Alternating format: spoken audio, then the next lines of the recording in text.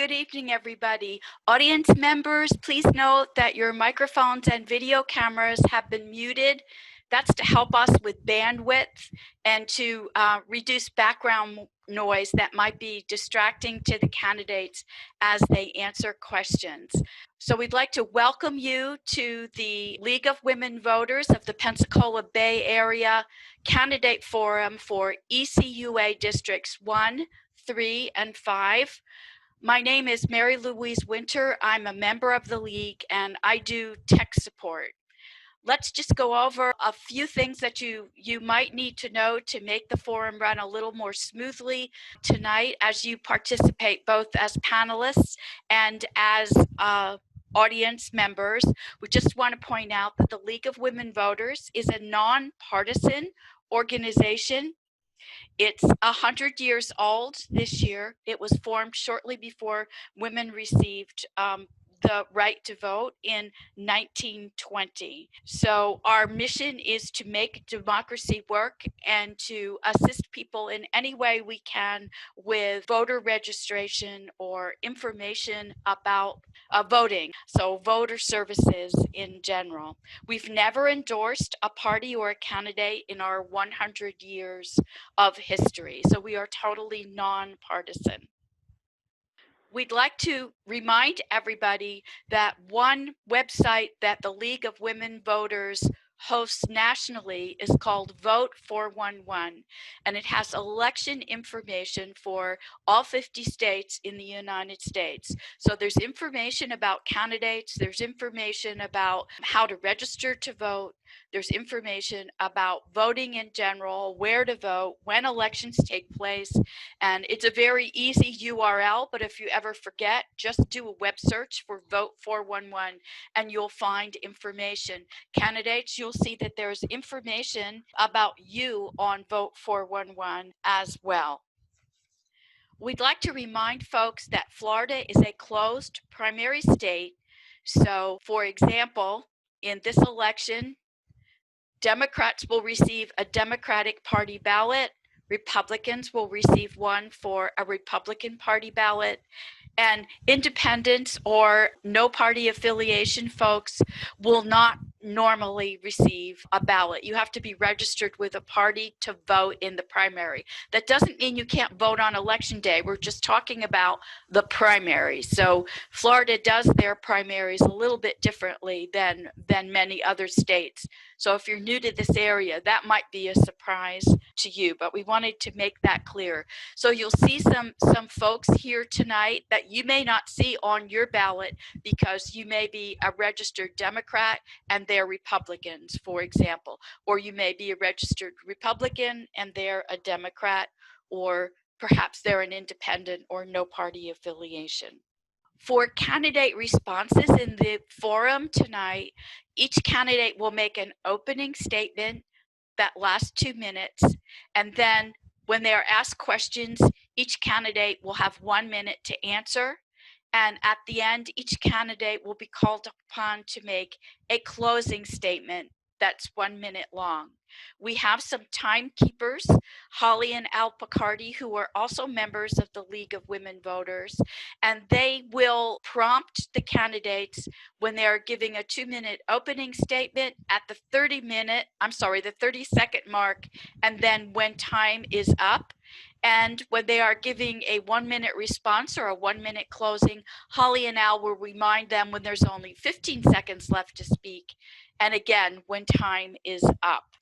So again, just to remind you that your audience microphones and video cameras have been muted, so Zoom is working as we intend it to work. It might be confusing to you, but this helps us with bandwidth especially. I'd like to introduce our moderator, Ms. Haley Richards. She's going to call on the candidates to make their opening statements and closing statements, and also for the questions. So Haley, if you would like to, I'll mute myself and I will let you take over. All right. Well, welcome everyone. Thank you for joining us for tonight's virtual candidate forum. Again, thank you, Mary Louise, for the introduction. So my name is Haley Richards. I've been in the League for a little over 10 years, served in various capacities on the board, and now I'm actively working with the Voter Service Committee, and my main project for this election cycle was the Vote 411 website. So I've interacted with many of you via email as we put that up ahead of the August primary. So we're excited to have our candidates running for Escambia County Utility Authority Board, representing districts 1, 3, and 5 with us tonight. So again, we're gonna have the candidates introduce themselves with a 2-minute opening statement. The timekeepers will give them a 30-second prompt when it's almost time is up. And then we'll give them a minute to answer the questions and then a minute for a closing statement as well, with our timekeepers prompting them with 15 seconds left. We are not going to have rebuttals from the candidates, so just kind of keep that in mind. And not all questions will be asked of all candidates, so just kind of keep that in mind as well. So we're going to get started. I'm just going to go in numerical order, and then when we get to District 3, that has the largest number of candidates represented tonight, then we'll just go in alphabetical order by last name for opening statements. So that we'll begin with Ms. Vicki Campbell, who's running for ECUA District 1. So if you want to go ahead and start your opening statement. Well, thank you. My name is Vicki Campbell. I'm a Christian, a wife, a mother, a daughter, a business owner, a job creator, a community activist, an educator, a coach, and a person with the ability to gain cooperation from subordinates, clients, and everyone necessary to achieve an established goal. On top of that, I was born and raised in District 1, so I'm very familiar with the needs and the lack of attention to the west side of Pensacola. I fought hard for 2 terms, and I will continue to fight for the needs of District 1 constituents, as well as the entire county's infrastructure needs. I'm running for re-election to District 1 board because I feel I'm the most qualified candidate. It's the fastest growing district in Escambia County. I have served these constituents for 2 terms, and I would never leave them in this difficult time of growth. District 1 needs an informed member ready to hit the ground running, and I'm that candidate. When I ran my first term, I met with every department head, learned about every issue and the needs of the ECUA. I met with every other board member, including Dr. Walker, who's here with us tonight. I learned about the district needs and what they felt were the needs of the entire county. I met with the administrator of the county, every department head and representative from the city, the county, outside agencies, anyone that worked closely with ECUA. I attended board meetings, citizen advisory council meetings. I met with other board members, staff frequently in the year leading up to my election. So I was ready to hit 30 seconds.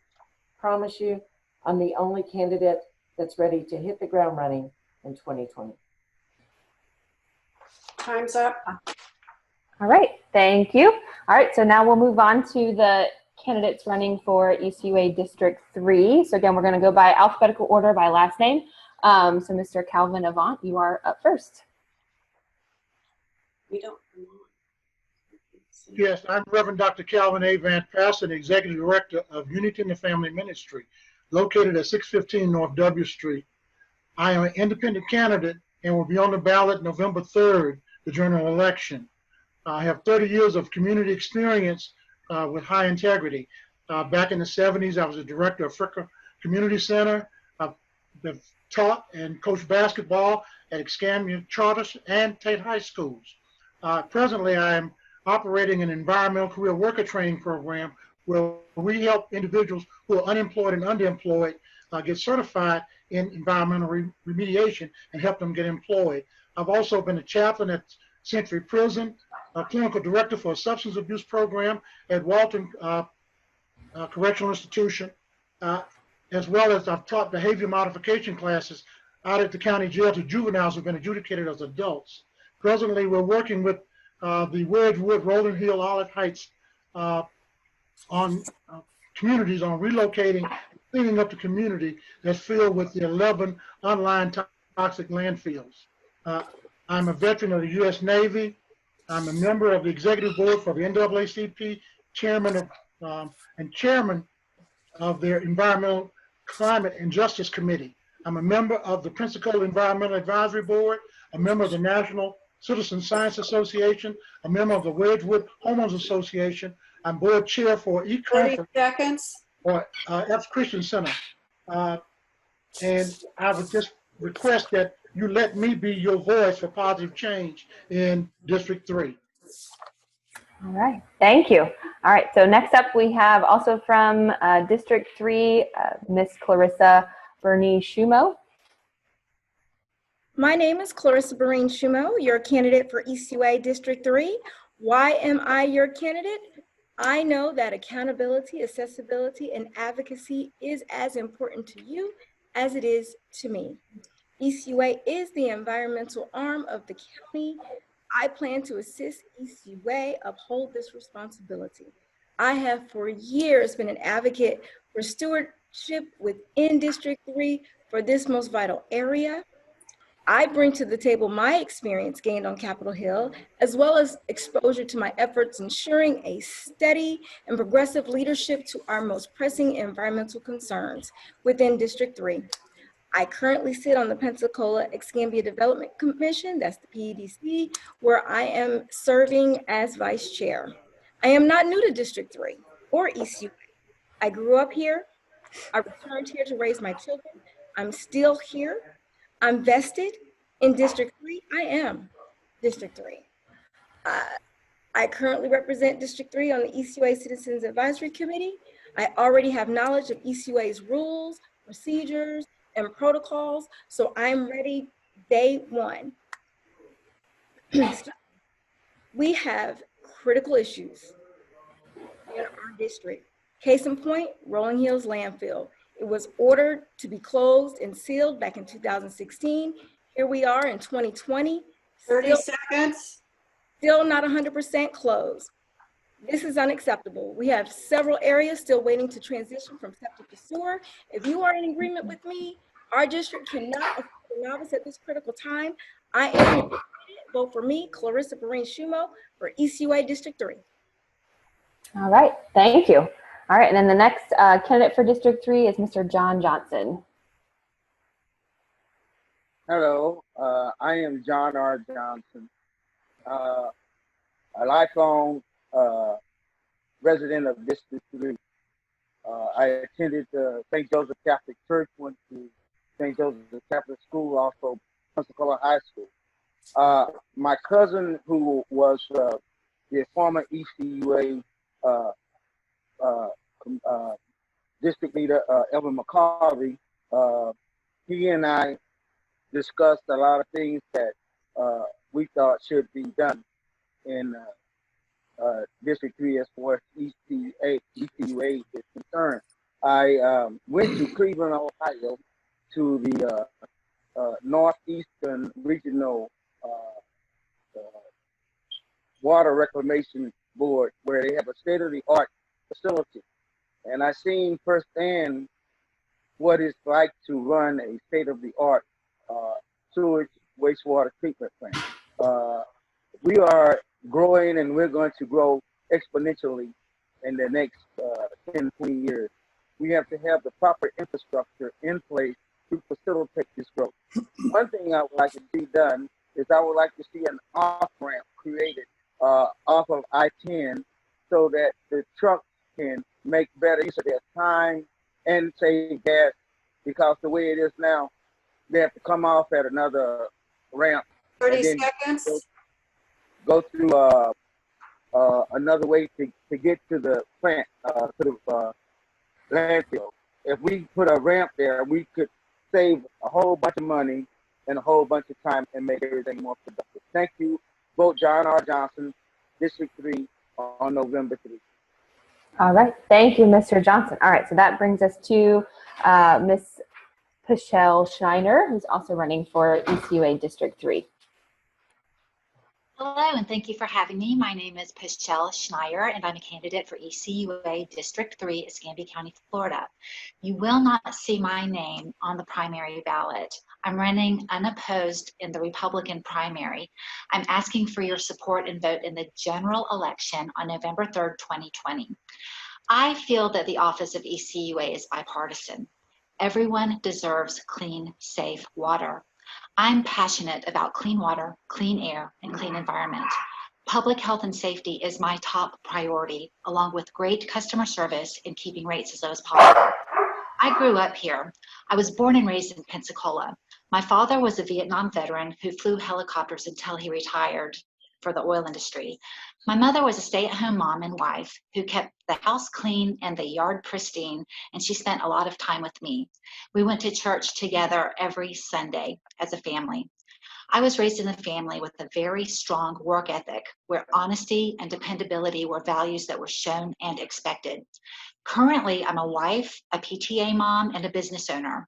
I've served on the boards of various committees, such as the area vice president for the Escambia County Council of PTAs, president for Panhandle Tiger Bay Club, and education director at Emmanuel Lutheran Church on the church council.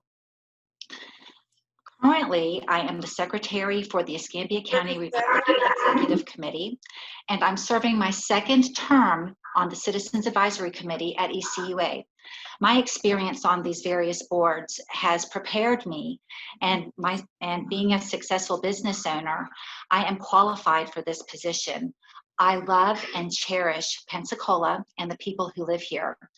These are reasons why you want to vote and elect Pichelle Schneier to be your next ECUA District 3 board member. Right. Thank you. All right, and then that brings us to our final candidate with us tonight for ECUA District 3, Mr. Larry Williams.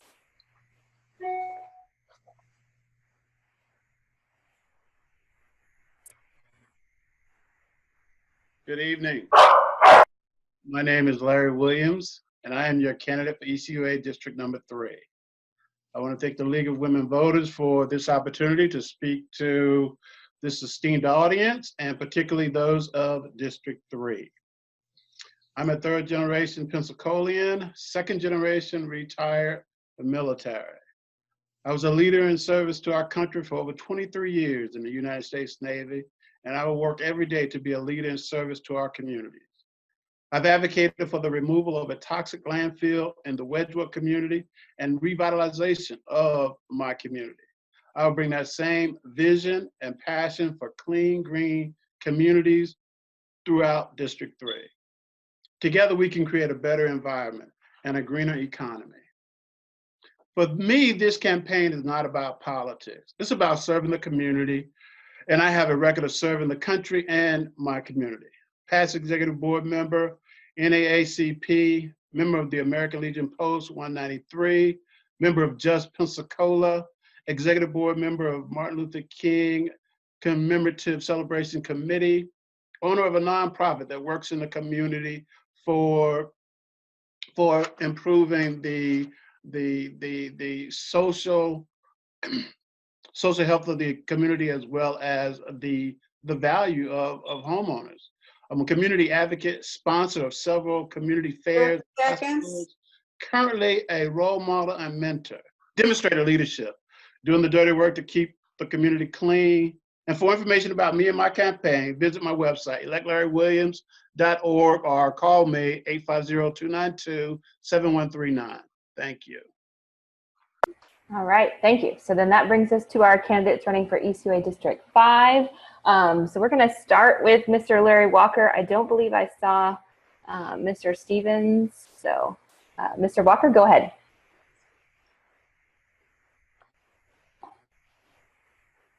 Oh, you're on mute, so you have to unmute yourself. Oh. And then if our timekeepers could just restart once he's unmuted himself.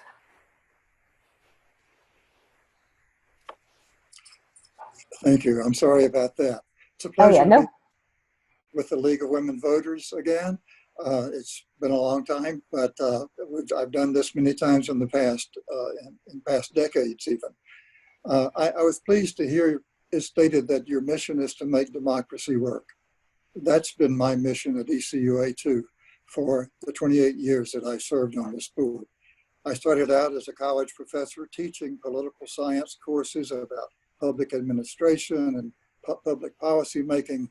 And eventually I decided I wanted to see if I could practice what I had been preaching in the classroom, and I ran for office.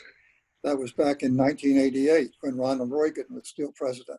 I happened to win by 28 votes, and those 28 votes have been translated into 28 years in public office. My priorities today are those that I have some that are the ones that we would have in conventional times, but also there are the priorities that exist because of the coronavirus epidemic and the coronavirus recession that we face today. We're in for an extremely difficult time over the next several years, probably including the next 4 years of this coming term, and we will ECUA will have to rise to the occasion financially. I don't know 30 how we will do seconds. it really, but there's a great deal that we must do at ECUA, both to serve the community and to maintain the financial stability of ECUA. I can do it because I have the experience of the past years. Vote for Larry Walker for ECUA District 5. All right, thank you. And I apologize, I might have a barking dog in the background, but I'll try to stay muted and unmuted. So just kind of keep that in mind. Bear with me as we all kind of broadcast this from, in my case, my dining room. So, all right. So we're going to get into our questions. Remember that you'll have a minute to answer, and then our timekeepers will give you the 15-second signal to kind of wrap it up. But if you are like in the middle of your sentence, please just finish your sentence. We're not going to like cut you off. So just kind of keep that in mind, no worries. And then we're just going to go through questions. I've tried to kind of randomize and give people different opportunities to go first. So just kind of pay attention, especially for the District 3 candidates, since we have, you guys are have the most on for tonight. So we're going to get started. So we'll start with, I guess we'll start with the District 3 candidates again. So we'll go in like a revert, maybe, well, yeah, we'll go in reverse order this time. So that means Mr. Williams, you'd be up first for our first question. And so our first question is, how can ECUA continue to provide water and sewer to families who are unable to pay during this COVID-19 pandemic? So how can ECUA continue to provide water and sewer to families who are unable to pay during this COVID-19 pandemic? Okay, good question, because there are families that are out there that are hurting and do need assistance. As I understand the legislation that is being passed by the federal government, then they are making provisions in that legislation to provide grants and or small interest loans to municipalities that can subsidize families that cannot pay. It's just a matter of applying to the federal government under the purview of that legislation to get that assistance, and also working with the individuals who come and ask for assistance to find means, whether that's in the interim through 15 seconds. community partners or giving them an opportunity to come up with whatever means they have so that we can keep them in their homes for the interim of time. All right, thank you. All right, so then that'll take us to, and like I said, not all candidates will get the same question. I think this is probably in the foremost of our voters' minds, just as we continue to live through the COVID-19 pandemic. So the next candidate from District 3 will be Ms. Michelle.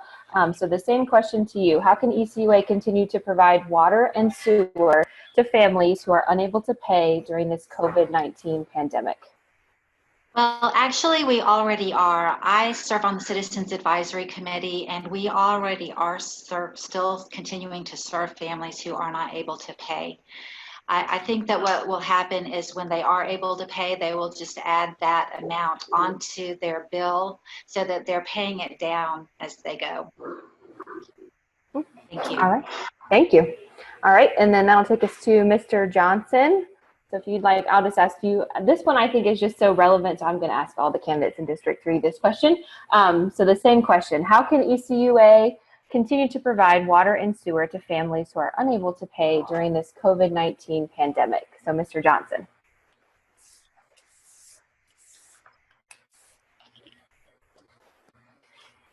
Mr. Johnson, you have to unmute yourself. We can't hear you.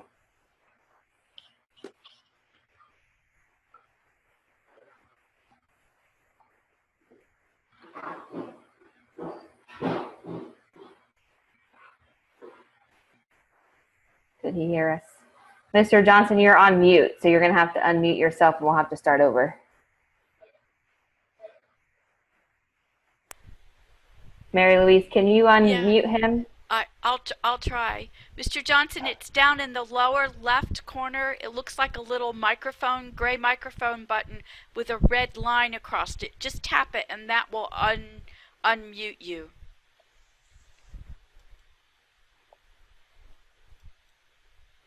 I'm unmuted now. Yeah, Yep, you're we can hear unmuted. you. We can hear you. Okay. A lot of people didn't get their stimulus check. A lot of people have lost their job. And sanitation is a key ingredient in halting and preventing the spread of this virus. People must have water and they need sewage for sanitation.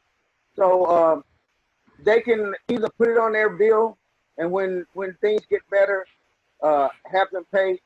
But it is vitally important that the water keep running and that garbage is collected because the spread of this virus, warm soapy water helps cut the spread of this virus by at least 75%.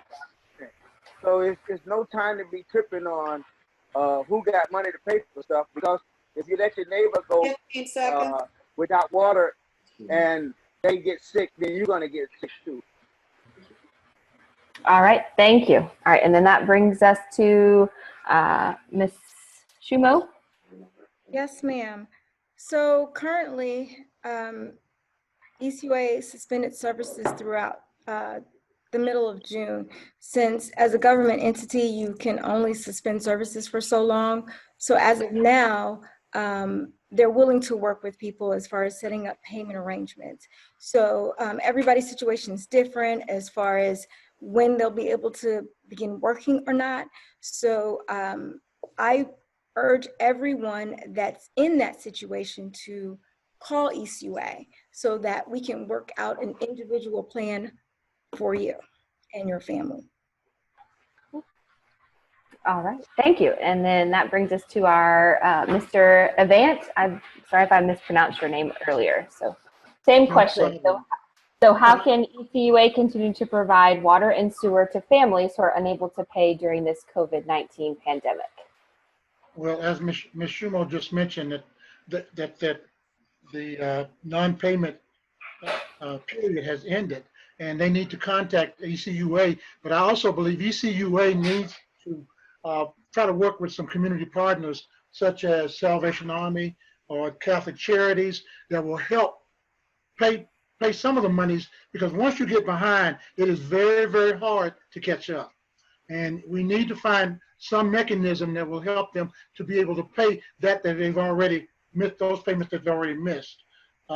Because I getting in a position where you're months behind in payment, you have to find another way in order to be able to catch up those payments. So we need to work with the community partners to assure that they will be able to do that. All right, thank you. All right, so now we're going to go back to Mr. Walker he's running for ECUA District 5. So I'm going to ask you and Ms. Campbell a slightly different question for this next set. So the question to you is, most elected boards publish complete agendas with backup materials of their board meetings for the benefit of the public. So as an ECUA board member, please indicate what you will do to expand information available to the public. Well, the general policy of ECUA, the ECUA board and staff, is to make information as available as possible. A lot of that information is made available on our ECUA website. ECUA.org is one address that works. We send agendas and minutes of meetings to any citizen who asks to receive an electronic copy of it.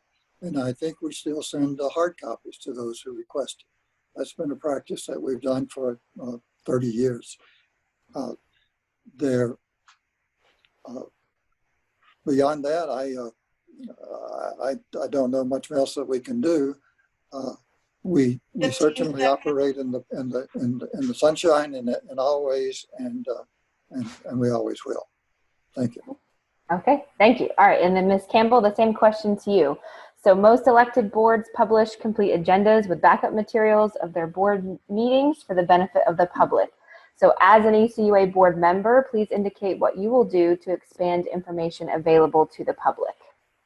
Thank you very much for asking this question. We have a brand new administrator at the ECUA, and one of the first things I asked him to do was to please put the full agenda out to the public. Right now, they don't get the backup material, and I think that is imperative. We are working on our computer systems, and that should be on the website a week prior.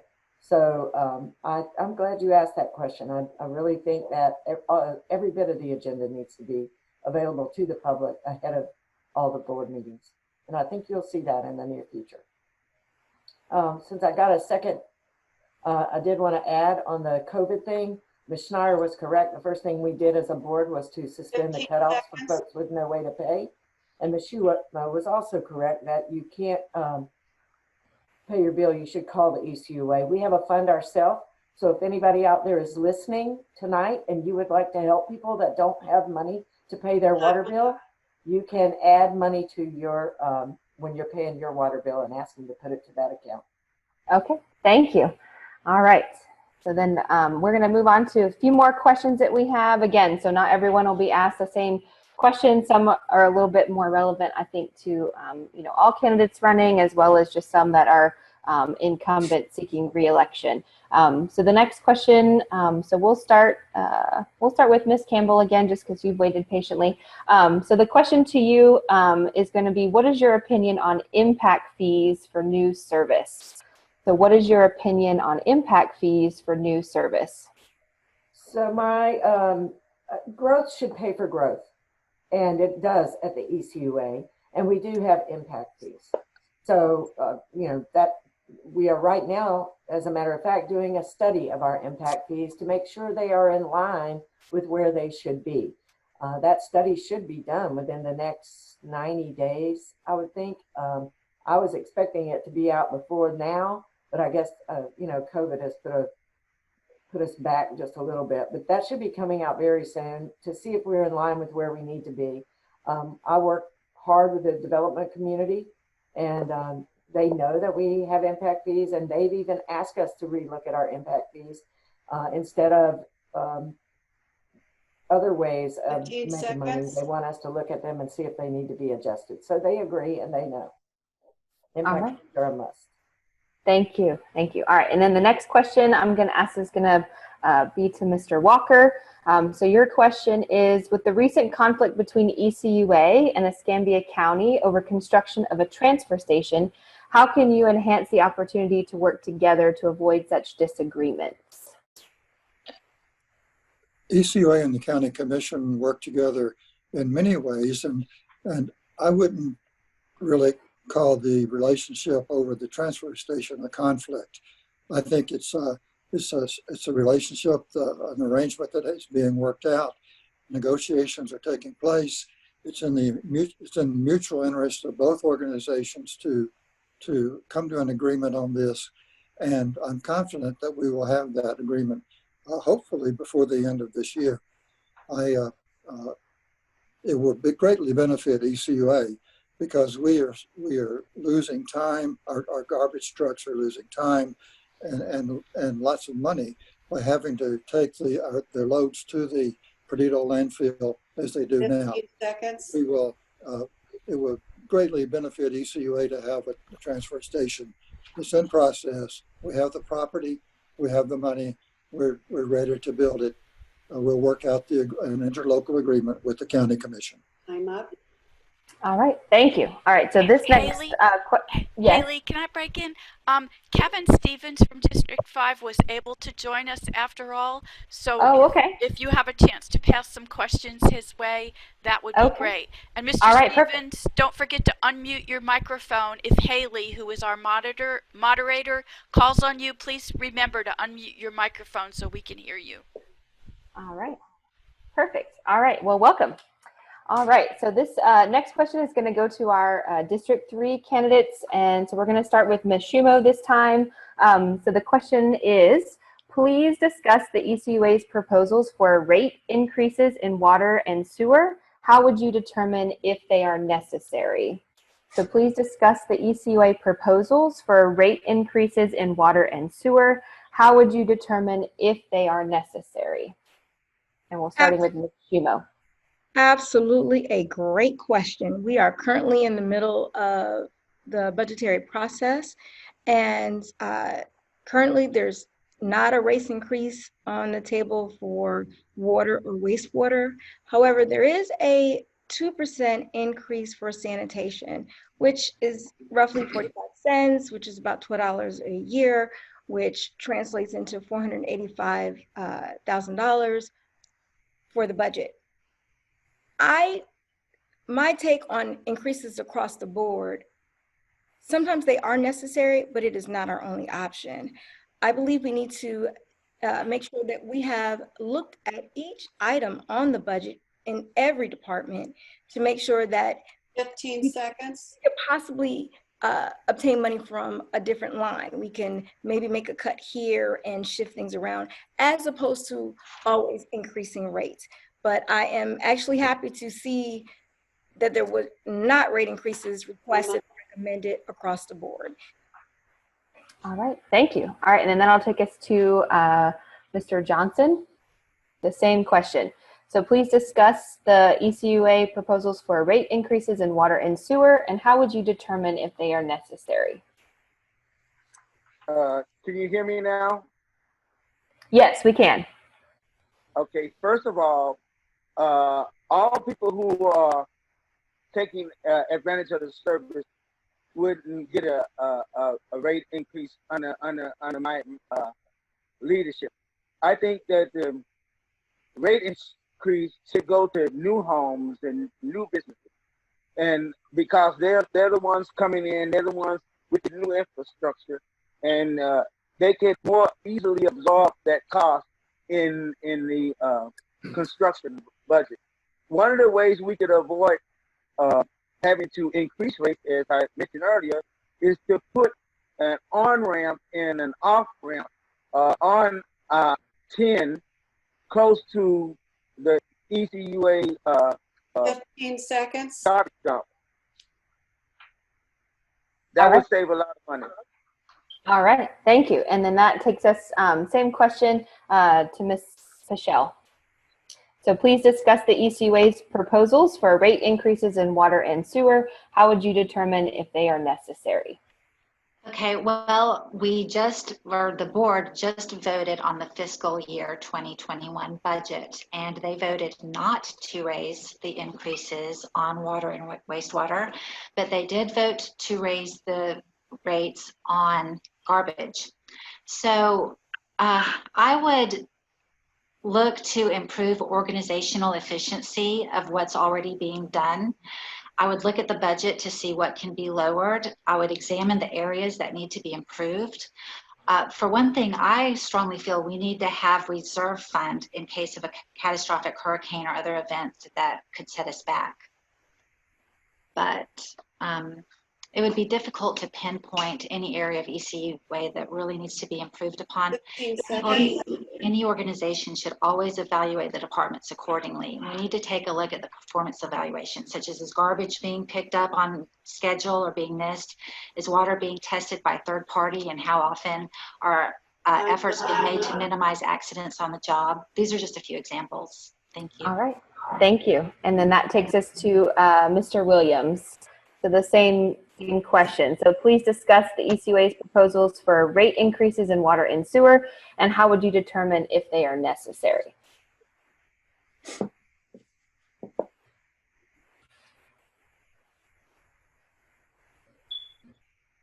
as I have canvassed communities in District 3, many do not feel as though they're getting adequate service for the money that they're paying.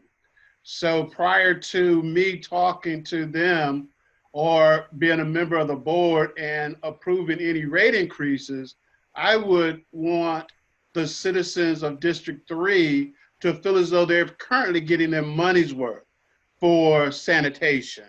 And so rather than approve any increases, I would say, let's keep our rates reasonable and provide excellent service.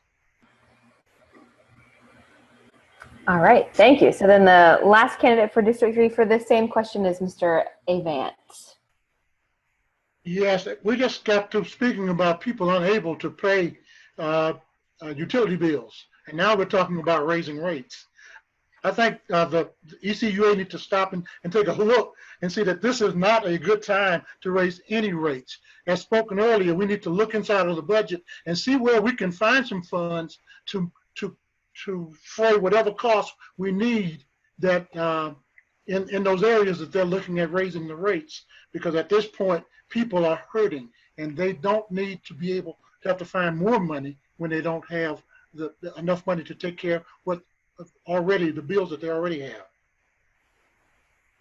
All right, thank you. All right, so then we'll go to the candidates running for District 5. So we'll start with Mr. Stevens, since you have joined us. So the question to you is, can you suggest any method that ECUA should consider to encourage all local municipal governmental bodies to use the top-notch recycling facility at the Perdido landfill?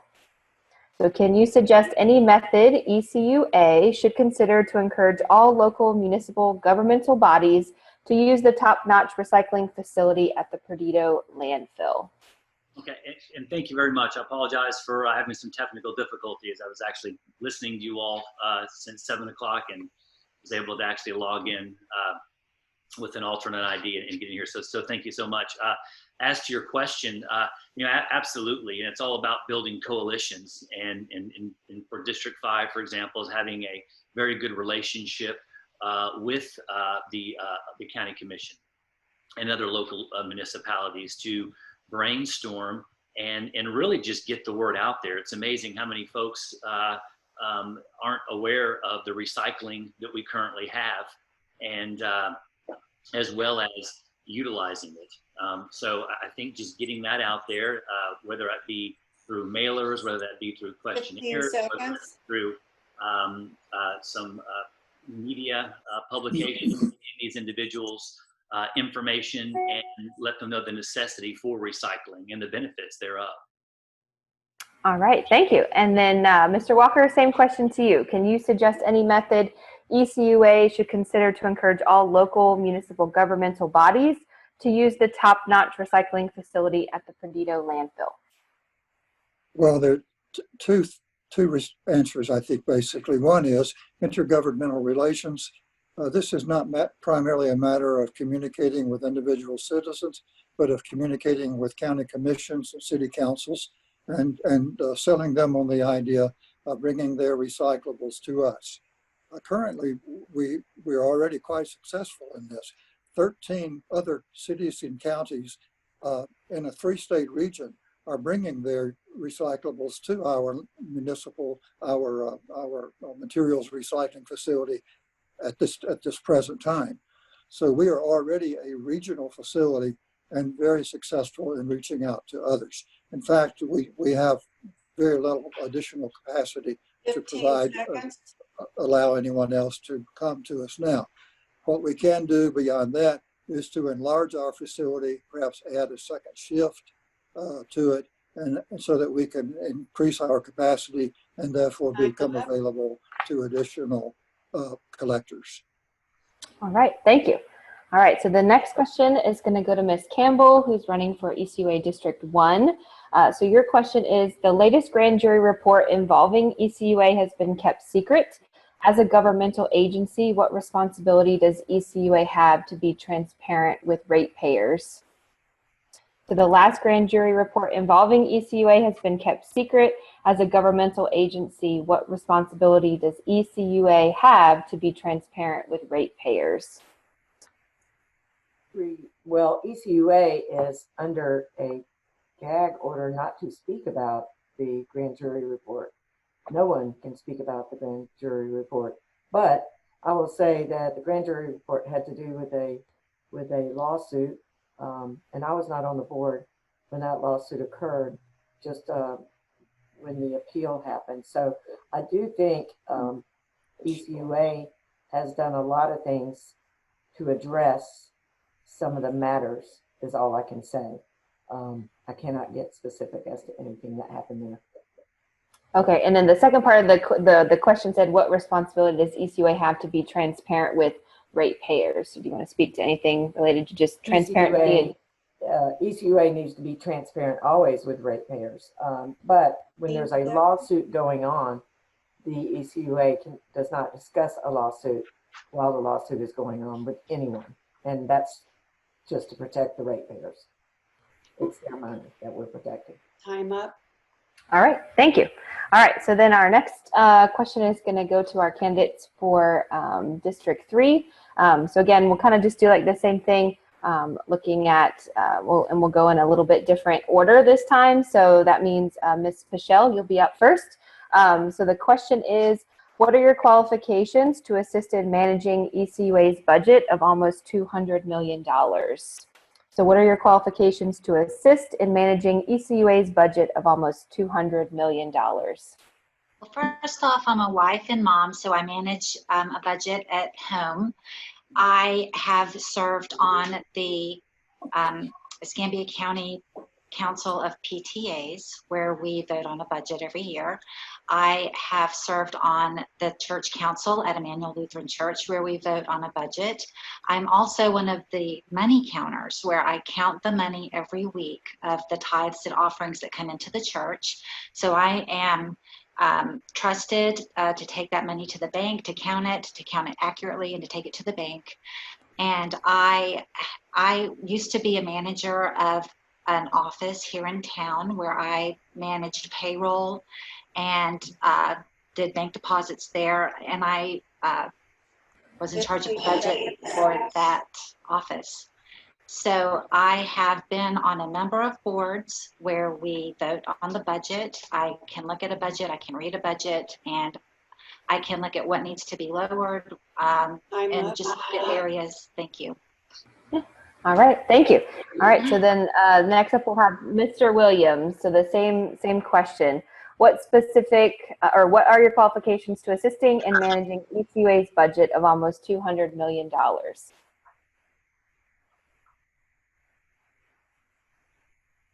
Yes, I wanted to briefly go back and speak to the question about rate increases. As Dr. Walker was saying, one way to increase revenue is to increase recycling capabilities. So if we need to improve our abilities to have more revenue, one of the ways we can do that is to recycle more.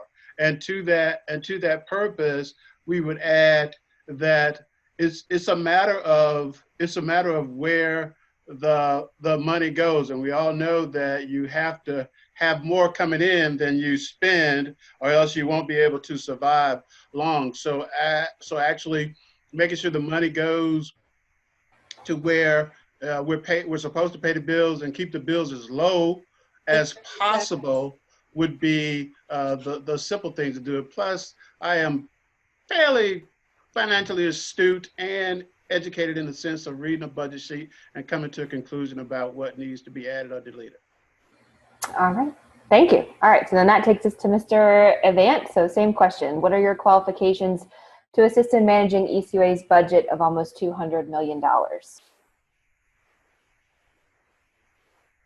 Well, I have a master's degree in management and leadership, and I have been executive director for several organizations, the Escambia Pensacola Human Relations Commission, Covenant House, Florida, down in Orlando, Safe Haven with Lutheran Services, where I've had to budget and work with both public and private funds have written grants for over $10 million that we've received, where we did and have been working as far as working with organizations and creating budgets for the past 30 years. And again, I think that's a major thing that we need to do as far as looking at how ECUA spend their money so that we can better serve our community. All right, thank you. And then that takes us to Ms. Shumo, the same question to you also. So what are your qualifications to assist in managing ECUA's budget of almost $200 million? I am very experienced. When I worked for Congressman Lane Evans as well as Congressman Pete Peterson, one of my responsibilities was the budget for all of the systems. And this was millions of dollars. I want to say we had like a $7 million budget. I apologize, it's been a minute, so I'm unable to remember the figure, but I was in charge of that budget, as well as sitting on the PEDC, which is the economic arm for the city and the county. I am very familiar with the budgets and where and how we generate income. So I'm very well experienced and ready to handle the budget for ECUA. All right, thank you. And then that brings us to Mr. Johnson. So the same question to you. What are your qualifications to assist in managing ECUA's budget of almost $200 million? Well, you know what? It doesn't matter whether it's $200 million or $200. The principle is still the same. You can't spend more money than you got, and you have to spend what you have very wisely. I have a doctorate degree in common sense, and I know that certain bills need to be paid first, and I will bring that to the board because it's just common sense. I mean, we got accountants supervising the budget. What I can do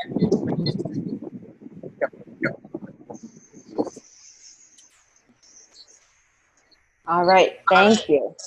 So then that will wrap up our question for the ECUA candidates for District 3. And I think we'll go back to the District 5 candidates. So we'll start with Mr. Walker this time. So the question is, in your opinion, when should a project open for bid be waived from competition? So in your opinion, when should a project open for bid be waived from competition?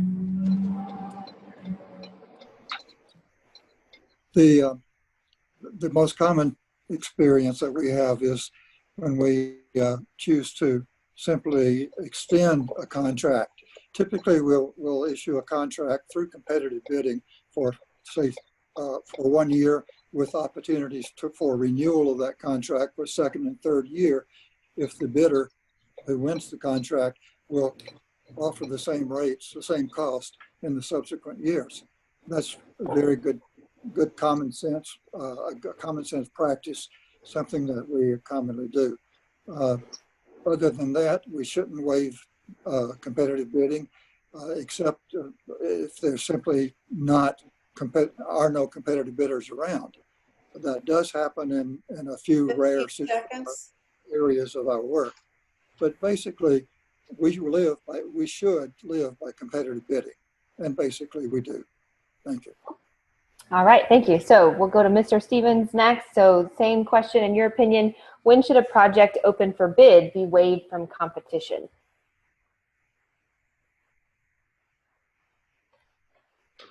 Great question. So the short answer is never. In fact, good question, because I've out there on the campaign trail, I've talked to lots of small business owners and contractors who have dealt with ECUA. And that's probably one of the main complaints is the bids. Many of the bids are given to out-of-state contractors or preferred contractors, and a lot of times they're not bid, and that's not good for the ratepayer. It's competition. So part of what I do in managing my business is purchasing manager. So I'm encouraging competition to try to get the best value for the ratepayer's dollar as well as the best product, and making sure that the bidding process is transparent. Another complaint I've gotten is the bidding process is not transparent at all. So again, making that transparent, public, and encouraging fair and equitable competition in looking at local contractors, because as much of that business that can stay here locally needs to stay here locally as opposed to out of state. Thank you so much. All right, thank you. All right, so then, Haley, sorry to break in, but yeah, no problem. Ms. Deborah Brusso from District 1 was able to join us, and so if you can pass a question her way, that would be appreciated. Okay, great. Well, if she doesn't mind, I can ask her the next question. So again, you'll have a minute to respond, and then our timekeepers will give you the 15-second warning to kind of wrap up your thoughts. But if you're in the middle of a sentence and they say time's up, please finish your sentence. And so then our next question, and not all questions are being asked to all the candidates, so just kind of keep that in mind. So the next question I'm going to ask to you is, if elected, what are your plans to improve services while balancing how much ratepayers are willing to pay? So if elected, what are your plans to improve services while balancing how much ratepayers are willing to pay? And that's the Ms. Brusso for District 1. Hey, how are you? First of all, let me apologize for joining late. Life happens, and I was getting my dad home from his hospital stay. So I do apologize for that. That's not my normal means of operation. And I appreciate the opportunity. I think that the biggest thing that we have to do to keep the rates low, or to keep them at least on an even keel, is to look at the spending that ECUA does. And when I say that, I mean department by department. And that's one of the things that we can do. If we can keep spending where it needs to be, or keep it low and continue to do that, then we don't have to raise the rates. And we can also offer, the biggest complaint that I hear when I'm out talking to people is they miss my garbage, they miss my pickup. So what we're going to have to do is we're going to have to get the morale up with the employees so they want to do a good job. And by doing that, we're going to have to keep the spending low so we can get the good employees, keep the good employees that we have. Sorry, forgot to unmute myself that time. All right, thank you. So then the next question I'm gonna ask to Ms. Campbell, but it's a slightly different question. So it says, next year's capital improvement plan projects significantly are higher in terms of spending than the current budget. Can you speak to the rationale for this increase? So it's next year's capital improvement plan projects are significantly higher in terms of spending than the current budget. And what is the rationale for this increase? And that's to Ms. Campbell. Probably the biggest part of that is the ECUA is under a DEP consent order to repair your infrastructure. If we don't do it, they will come and do it for us, and the rates would be astronomical. The first probably 10 million of that project list is for inflow and infiltration projects that are related to that DEP consent order. The good news about that is that we as a board have planned a 16-year plan for this. And that CPI, that capital improvement budget, is going through 2029. We've done $30 million worth, and we'll do another $130 million worth before it's all said and done. But you have to take care of your infrastructure. That's the most important thing. Well, the most important thing is clean water, but rates are the next thing, and keeping those manageable by maintaining the infrastructure is how to do it. And the 4 years before I came on the board, water and sewer rate hikes were out of control. You kept them at CPI or below. And the capital improvement fee to address the consent order, as well as the sewer improvement fee to move to the new sewer treatment plant, will both be gone this decade. All right, thank you. All right, so then our next question I'm going to pose to our District 3 candidates. So we have probably, I would say, 4 or 5 more questions left in case anyone's counting or keeping track. So again, we'll follow a similar format. This time we're going to start with Mr. Williams. So the question is, if elected, what are your plans for conducting community education campaigns? So if elected, what are your plans for conducting community education campaigns? And that's to Mr. Williams.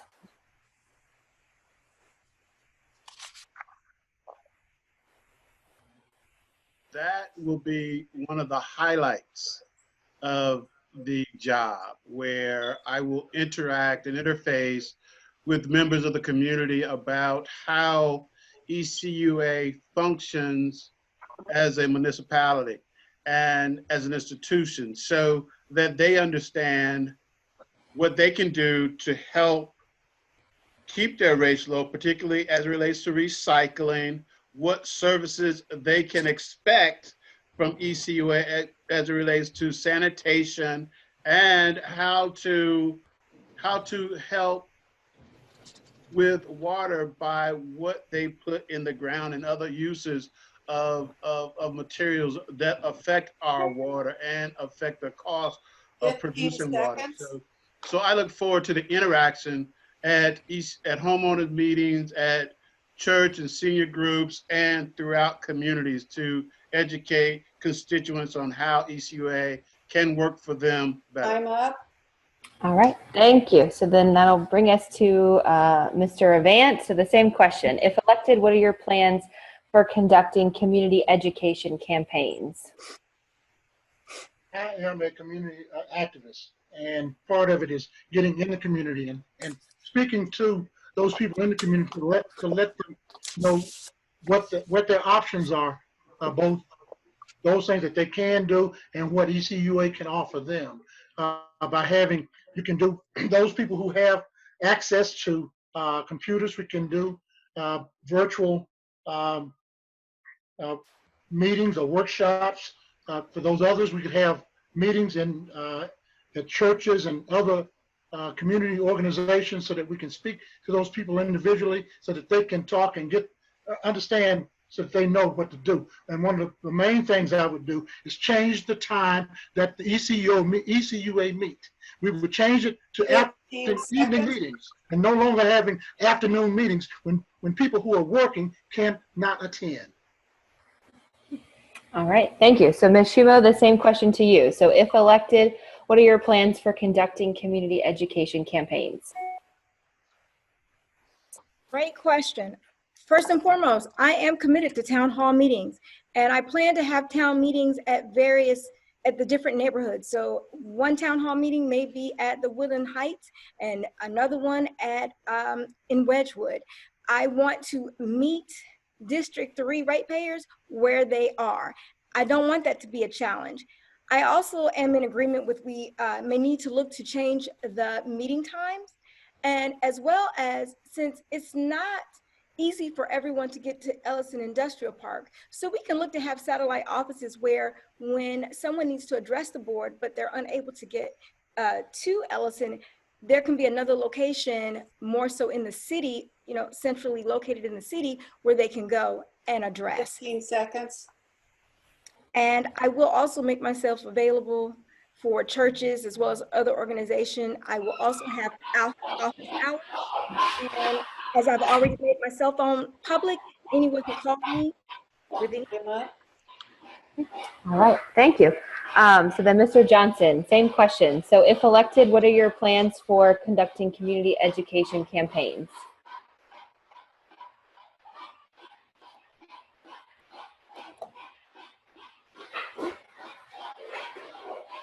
Oh, you're on mute again, Mr. Johnson. There you go. Am I unmuted now? Yep, we can hear you. Go ahead. Okay. What I was saying was I wanted to answer the question about when no bids would be acceptable. That's when you have a thing that needs expertise that only a specific group company can do. Because then it wouldn't make any sense if only one person can do that.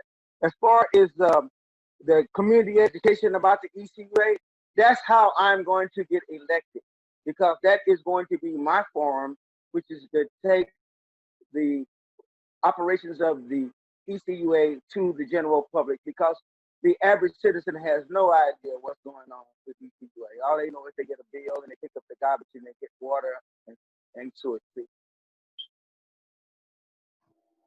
All right, thank you. And then Ms. Pichelle, so the same question to you. So if elected, what are your plans for conducting community education campaigns?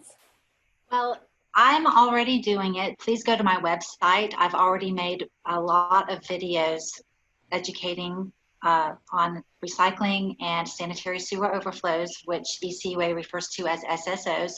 ECUA already does have an education program. They are advertising on TV, on radio, on social media, and on Facebook. And there's a lot of people who maybe just don't hear that education, or they don't care. A lot of the problem is with recycling contamination. People throw away things like garden hoses, computer monitors, couches at the drop-off stations that cannot be recycled. And so all that stuff ends up in the landfill. And so ECUA has decided to, I'm encouraging recycling. My campaign does, part of my platform is recycling, and we do need to educate the public. I do agree that there does need to be education. All right, thank you. All right, so we're gonna turn now to the District 5 candidate. So we'll have a slightly different question. So we'll start with Mr. Stevens this time. So the question to you is, if elected, what actions will you take to ensure decisions of the board are transparent? So if elected, what actions will you take to ensure decisions of the board are transparent? Okay, great question, as that's my platform, is transparency and accountability. So, one thing, and just to kind of ring what Ms. Shomo and Mr. Avant had said, is move the meeting to a time that most individuals can make it. I mean, most folks work a 9-to-5 job, so to make it to a 2 p.m. meeting on a weekday is just not something a lot of folks are able to do. And the fact that it's once a month, I don't think that's a stretch. And again, utilizing some of the virtual technology, such as we're doing here right now, is to bring individuals who may or may not be able to come to an actual physical meeting to actually be able to Zoom in or send us their questions, and maybe having someone like yourself, a moderator, to actually give those questions to the board members. And so we can answer them. So the main thing is to getting the community engaged. Right now, a lot of folks, again, aren't familiar with the ECUA. It's some out of the world organization that most folks aren't really very aware of. Thank you so much.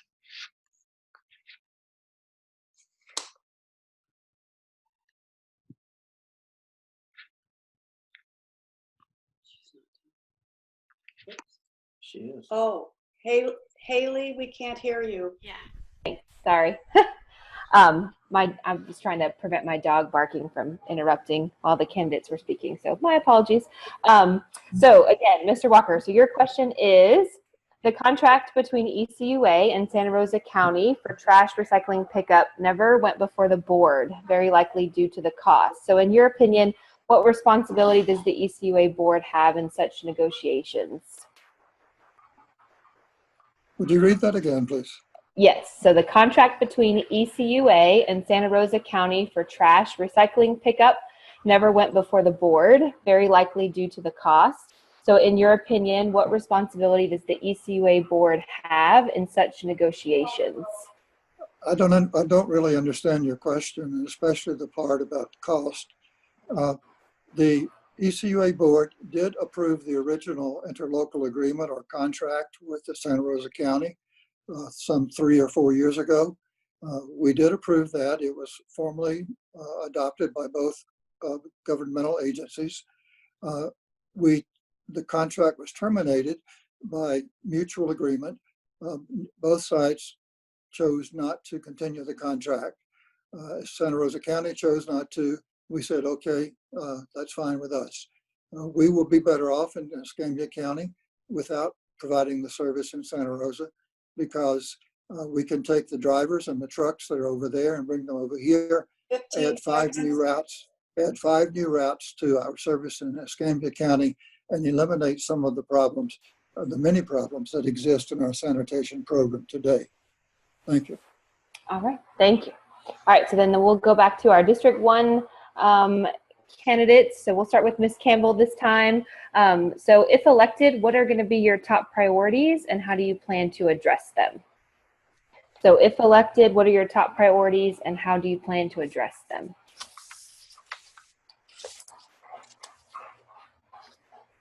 Oh, and you have to unmute yourself. I couldn't hear you. Oh yeah, no worries. The number one issue for the ECUA is keeping our greatest asset, your public drinking water, safe. That will always be my number one with ECUA. We're blessed to live on a wonderful sand and gravel aquifer, but the aquifer does not have a confining layer. So I think we owe it to our children and grandchildren to keep that water safe. Equally important, but very difficult, is keeping the rates manageable while upgrading and maintaining the infrastructure. Important things like GAC filters for the water are not cheap. A healthy workforce is a must.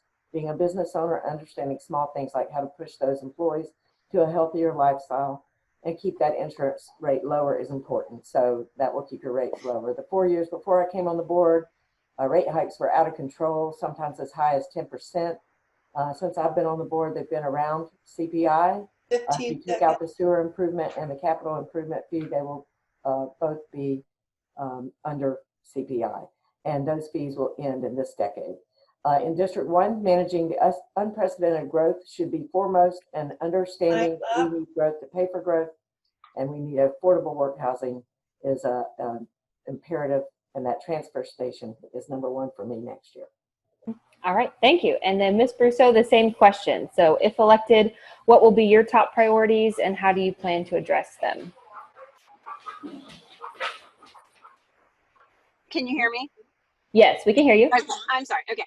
I think that the most important and the main priority for me is to make ECUA accountable and to make ECUA transparent.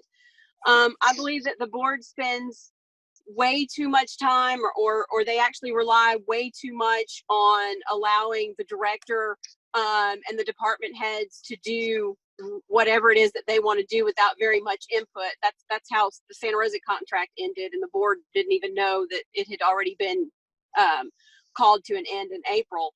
I think that keeping those rates low, we're going to have to do, and we're going to have to do that by having the departments come in with their budgets. People are very upset about their rates going up, and whether they go up 4% or whether they go up 10%, rates going up and not getting any more services for those rates going up is a problem. There's way too much expansion going on that ECUA can't keep up with. And that's something that ECUA is going to have to work on. They're going to have to be able to say, hey, no, we can't allow all this development from our standpoint unless we get developers to take part in paying for that. All right, thank you. So I'm going to have one more question to our District 3 candidates, and then we'll start wrapping it up and give you the opportunity for your 1-minute closing statements. Just watching the time. So for District 3, so we're going to start. We'll start again at the top of the alphabet. So Mr. Avant, you'll be the first one up. And then your question is going to be, what will be your role in assuring that approved budget items are spent appropriately? So what will be your role in assuring that approved budget items are spent appropriately?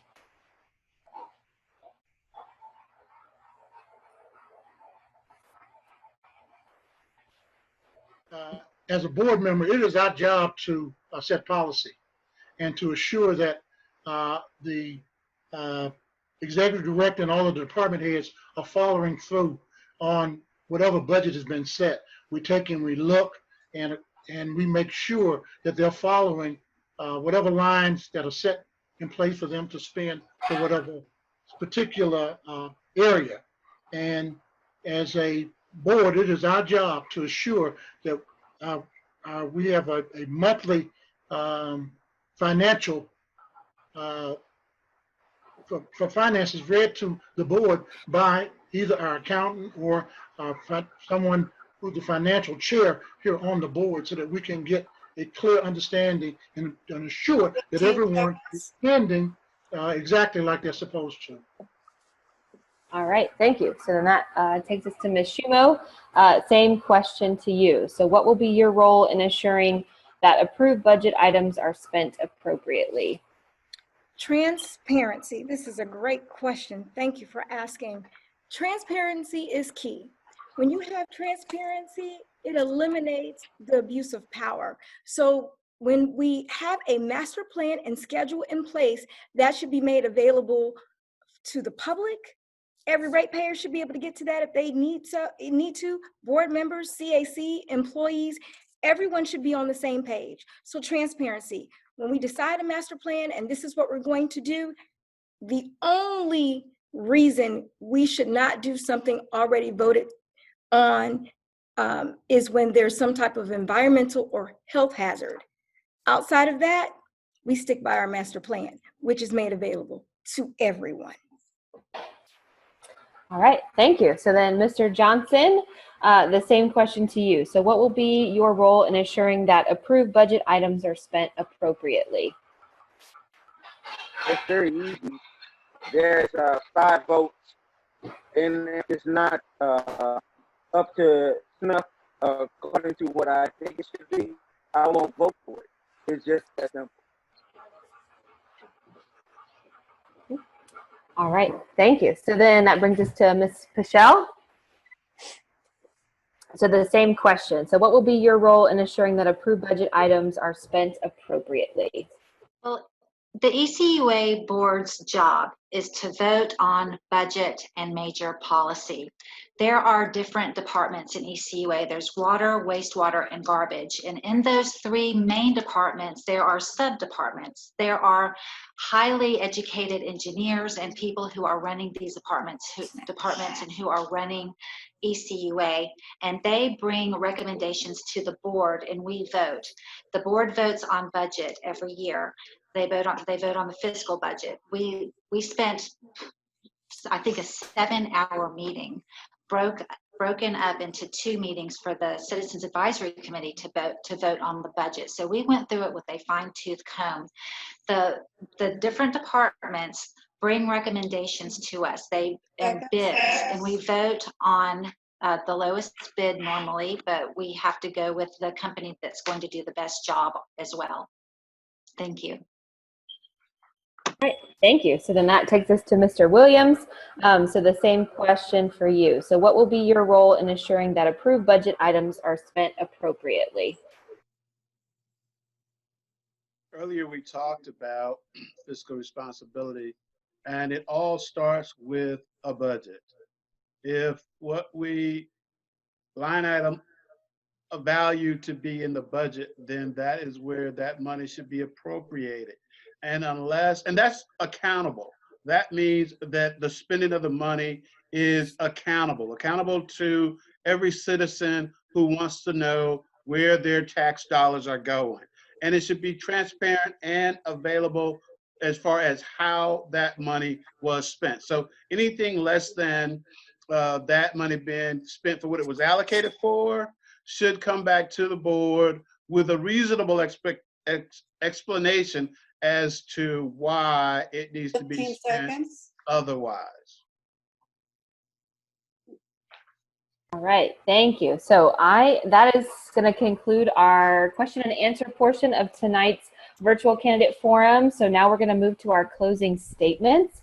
So I'm going to start with the District 5 candidates, because I believe we went in numerical order for our opening statements. And so we're going to start with Mr. Walker first. So if you will go ahead and give your 1-minute closing statement, and then our timekeepers will give you the 15-second time reminder as well. It's been a pleasure to be with you. Thank you very much. But we face a critical situation in our community now with the medical crisis and the economic crisis. Our unemployment rate last month was 3 times higher than it was a year ago, and it's going to get worse. ECUA is going to have to find a way both to be helpful to the community in this difficult time and to keep itself financially stable and afloat. My experience of 28 years serving on the board will help me to lead the organization through these bad times. I'd helped lead it through the 2008 Great Recession, the worst recession we've ever had since the Depression, and I can help lead it through this one. I know how to tighten budgets. I know how to make reductions. 15 and, seconds. And I will work. I have already made proposals as for a 2021 budget that were rejected by other members of the organization. But I can help lead us through these hard times. And I ask you to support me, vote for Larry Walker. Thank you very much. All right, thank you. And then Mr. Stevens, so your 1-minute closing statement. again, thank you so much for having me. So as a husband, father, United States Navy veteran myself, and most importantly, in this position, a small business owner who I actually run $80+ million budgets at my finance company. So I'm very versed on P&Ls, balance sheets, cash flow statements, and how to not only manage those, but how to cut costs, look for redundancy. So bottom line is if there's a cost to be cut, rate to be reduced, redundancy to be eliminated, that's what I do. You know, going out there into the county and talking to the constituents and ratepayers, District 5, transparency and accountability, as we've heard multiple times during this forum, are the main factors out there, and especially in my district, District 5, the folks feel like they're not being heard out there. So I can assure you that if elected, you'll hear from me more than once every 4 years on election day. And I believe that public service should be just that, a privilege and not a career. Thank you, and please consider Kevin Stevens, District 5. All right, thank you. So then we'll go to the District 1 candidates next. Or actually, no, we'll go to District 3 because we're going in reverse order from how we started. So we're going to start with Mr. Johnson for the District 3 candidates. Your 1 minute for closing statement. My name is John R. Johnson. It would be my pleasure to serve you as your ECUA representative for District 3. I want to ask one small favor of you. If you agree with what I've spoke about tonight in the way I've answered my question, get a sign and write on it, John R. Johnson, and just stick it in your yard. And that would be a big help. And if you didn't agree with me, pick the candidate that best serves what you're looking for. No matter what you do, vote for somebody. I would appreciate it if you voted for me, John R. Johnson. Thank you so much. All right, thank you. And then Ms. Pichelle, so you're the next one for closing statements.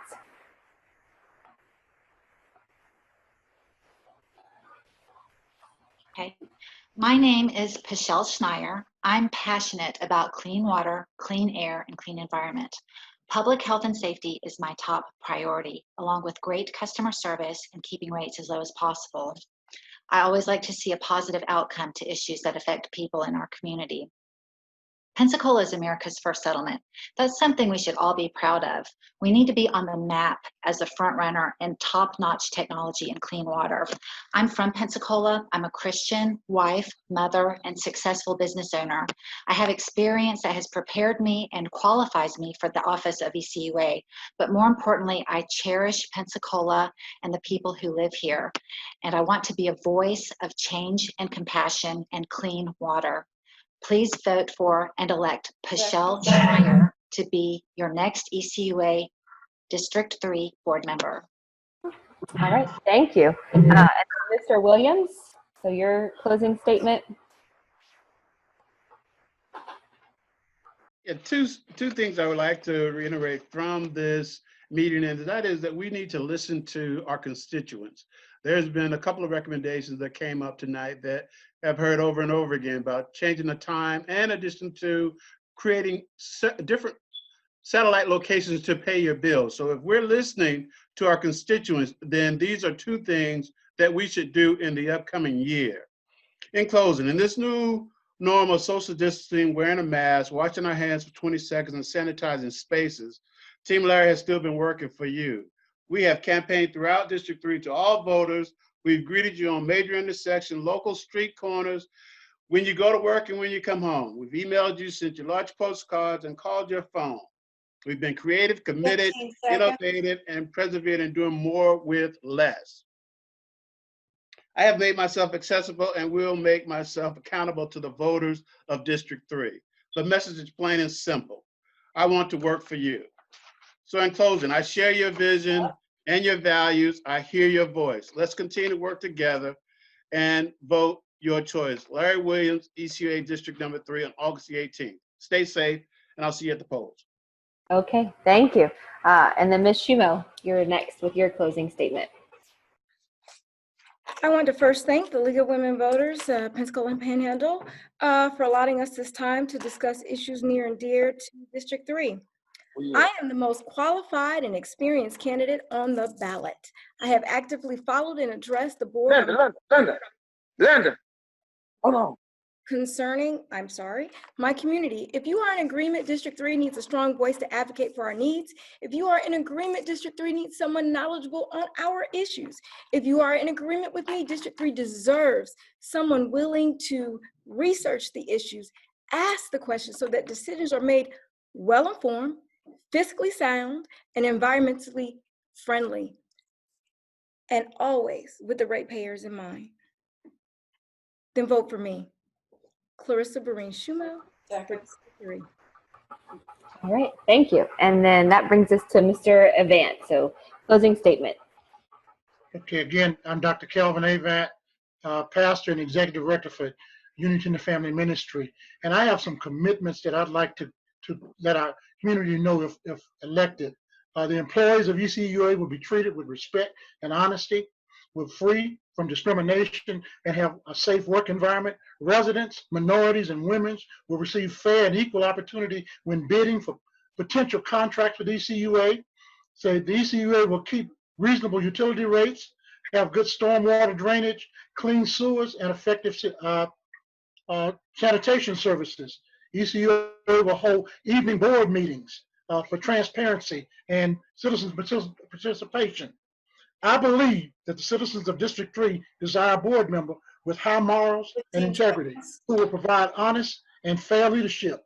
Do know that my spiritual journey has shaped who I am and everything that I'll do for District 3 if elected your board member. Vote Calvin Avant, District 3. Let me be your voice for positive change. All right, thank you. And so then that takes us to our District 1 candidates. So we started with Ms. Campbell, so we'll give Ms. Brousseau the first up for the closing statement.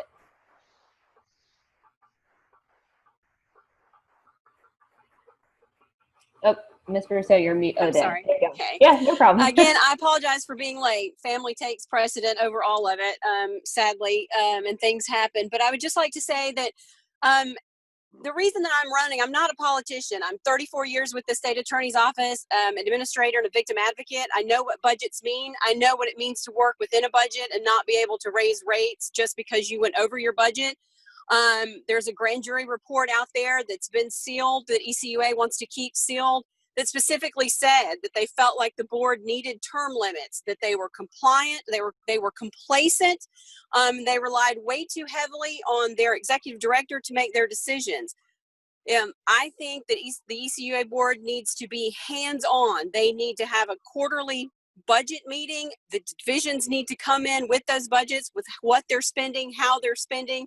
They need to look at that and see what they can do. That doesn't need to be a yearly thing. Oh, here's the budget and okay, fine, just rubber stamp that. We need to go into the schools. We need to start their training. That's where we need to educate, because when the kids come home, they're going to tell their parents, hey, let's do this, let's do that, let's recycle this. So that's where you need to start. But we also need to do on-the-job training, just like Gulf Power did, just like Cox Cable did. So we can get these employees already trained. When they graduate, they can come in with time with ECUA under their belt.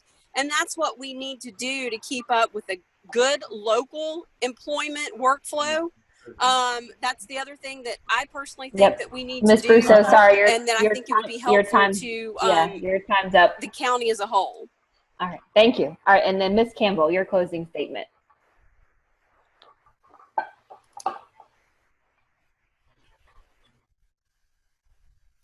Did she not? Miss Campbell, you need to unmute. Need to unmute yourself. Sorry. I know. Everyone gets... Sorry about that. I'll start over. I promise you no politics. I promise accountability, education of the facts, and communication. I promise responsible leadership. And please allow me to continue that responsible leadership on August 18th. Vote to renew, recycle, and re-elect Vicki Campbell. My first year on the board, we came up with a 16-year plan of reparation to address the DEP consent order and repair your aging infrastructure. My second year in 2013, we changed to a CNG fleet, saving ratepayers over $1 million a year in fuel alone. In 2015, we opened a regional compost facility, saving the ratepayers over $1 million a year alone in power. The facility has national recognition. And in 2016, although they said it could not be done, we opened a regional material recycle facility, making Escambia County a leader in the state. Let me say that again because it sounds good. A leader in the state with 73% recycling.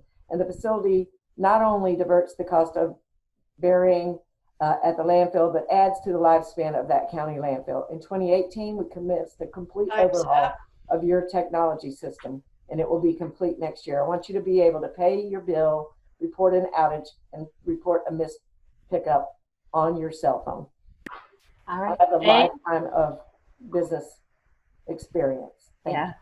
All right, so that concludes our virtual candidate forum for those running for ECUA in districts 1, 3, and 5. So Mary Louise, do you have anything else that you want to add? I wanted to thank our intrepid director, Vivian Fairclough. It was her idea to have this forum. And so thanks, Vivian, for all your hard work and for lighting a fire under us to get it done.